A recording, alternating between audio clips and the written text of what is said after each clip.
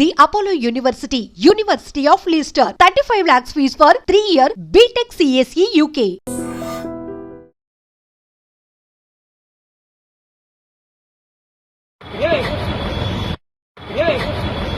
బెంగళూరులో ఒక Rapido bike rider రెచ్చిపోయాడు. సిగ్నల్ జంప్, ర్యాష్ డ్రైవింగ్ చేస్తున్నావని ప్రశ్నించిన ఆ యువతి చెంపపై బలంగా కొట్టడంతో ఆ అమ్మాయి ఒక్కసారిగా కింద పడిపోయింది. ఇందుకు సంబంధించిన వీడియో ఇప్పుడు సోషల్ మీడియాలో తెగ వైరల్ అవుతోంది.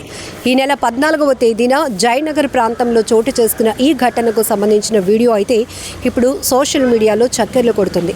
బాధిత యువతి పోలీసులను ఆశ్రయించడంతో వారు అరెస్ట్ చేశారు ఆ యువకుడిని. కోర్టు కూడా పలు సెక్షన్స్ కింద ఇప్పటికే పోలీసులు కేసు ఫైల్ చేయడం వల్ల తగిన శిక్ష విధించడంతో పాటు కర్ణాటకలో ఉన్నటువంటి ఈ ట్యాక్సెస్ పై కూడా కొన్ని బైక్ రైడర్స్ పైన ట్యాక్సెస్ పైన కూడా కొన్ని ఆంక్షలు అమల్లోనికి తీసుకొచ్చింది. అయితే అక్కడ సందర్భం ఏంటి అనేది తెలియదు, కానీ కేవలం ఆ బైక్ రైడర్ ఎవరైతే ఉన్నారో ర్యాపిడోకి సంబంధించిన బైక్ రైడర్ తను ర్యాష్గా డ్రైవింగ్ చేయడంతో పాటు ఆ అమ్మాయిని తీసుకువెళ్తున్నప్పుడు సిగ్నల్ జంప్ కూడా చేశాడు.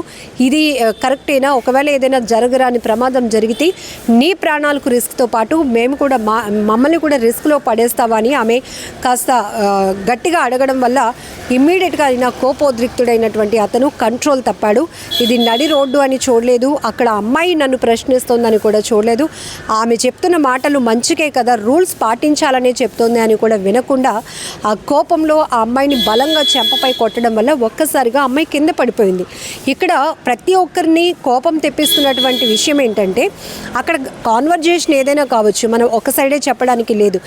ఏ స్థాయిలో వారిద్దరి మధ్య ఘర్షణ జరిగినా ఇద్దరు పోలీసుల ద్వారా పోలీసుల్ని అప్రోచ్ అయి న్యాయం పొందితే అదొక అందంగా అనిపిస్తూ ఉంటుంది చూడటానికైనా. ఒకవేళ ఆమె వల్ల ఈ ర్యాపిడో బైక్ రైడర్ నొచ్చుకున్నా, ఇతడి వల్ల ఆమె ఇబ్బంది పడినా, కానీ ఇక్కడ చాలా ఓపెన్గా అందరూ చూస్తుండగానే ఒక అమ్మాయి అనే ఆలోచన కూడా లేకుండా అమ్మాయిని చెంపపైన కొట్టడమే కాదు చాలా గట్టిగా కొట్టడం వల్ల ఒక్కసారిగా అమ్మాయి కంట్రోల్ తప్పి కిందన పడిపోయింది. ఇలాంటి పరిస్థితి, ఇలాంటి వీడియో చూస్తే ఎవరికైనా బాధేస్తుంది. ఎందుకంటే ఒక మనుషులుగా మానవత్వం అనేది అసలు ఉంటుందా? చాలా అమానవీయంగా కొంతమంది ప్రవర్తన చూస్తుంటే చాలా చిరాకేస్తుంది. ఎందుకంటే ఒక మనిషిలా ట్రీట్ చేసే పద్ధతులు కూడా లేకుండా చాలా దారుణంగా క్షణికావేశంలో కావచ్చు, కోపానికి గురై వారు ఎలాంటి నిర్ణయాలు చేసుకుంటున్నారో, ఏ రకంగా వాళ్ళు ప్రవర్తిస్తున్నారో కూడా అసలు ఆలోచన లేనటువంటి అనాలోచితంగా ప్రవర్తిస్తున్నటువంటి విధానాలు ఇప్పుడు సోషల్ మీడియాలో చాలా ఫాస్ట్గా వైరల్ అవుతున్నాయి. మీ అందరికీ తెలుసు, విశాఖలో ఒక ఫుడ్ డెలివరీ బాయ్ పట్ల జరిగినటువంటి అమానవీయమైన ఘటన. అమానుషంగా ఒక వ్యక్తి అతను ఫుడ్ పార్సిల్ తీసుకొని పంపించేయాల్సింది పోయి అతని పట్ల ఎంత అనుచితంగా ప్రవర్తించాడో ఆ దృశ్యాలు మనం చూసాం. సీసీటీవీలో రికార్డ్ అయినటువంటి ఆ దృశ్యాలు, ఆయన బట్టలు విప్పి మరీ బయటకు పంపించి కొట్టి పంపించినటువంటి పరిస్థితులు.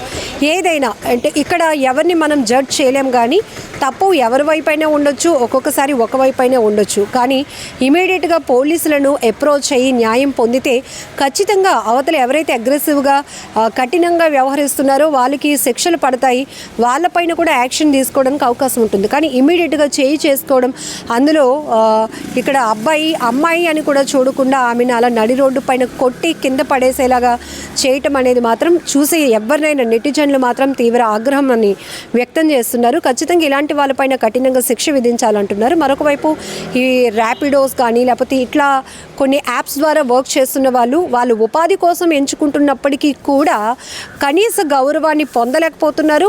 కనీస గౌరవాన్ని ఇవ్వలేకుండా అబాసు పాలవుతున్నటువంటి పరిస్థితులే మనం ఎక్కువగా చూస్తూ ఉన్నాం.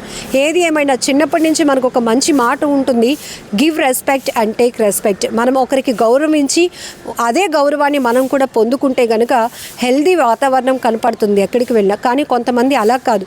కారణం ఏంటో అని చెప్పలేము, కానీ కొంతమంది ఊరికనే కోపానికి గురవుతూ ఉంటారు, విచక్షణ కోల్పోతూ ఉంటారు.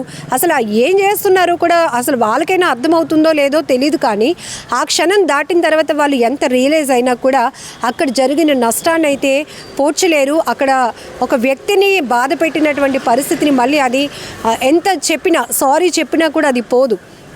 ఇప్పుడు మనం చూస్తున్నాం నడి రోడ్డుపై జరుగుతుందా ఇంకో చోట జరుగుతుందని కాదు, ఖచ్చితంగా థర్డ్ ఐ అనేది ఒకటి పనిచేస్తుంది.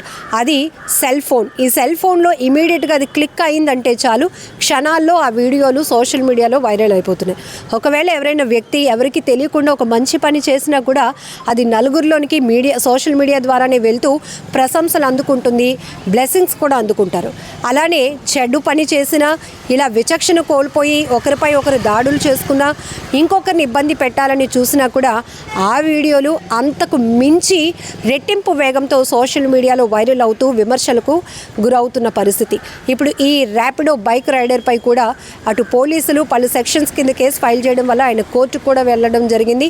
కోర్టు కూడా తగిన శిక్ష విధించడంతో పాటు కొన్ని ఆంక్షలు కూడా విధించినట్టుగా ప్రస్తుతానికైతే సమాచారం తెలుస్తుంది. ఏదేమైనా చాలా బాధాకరమైన విషయం.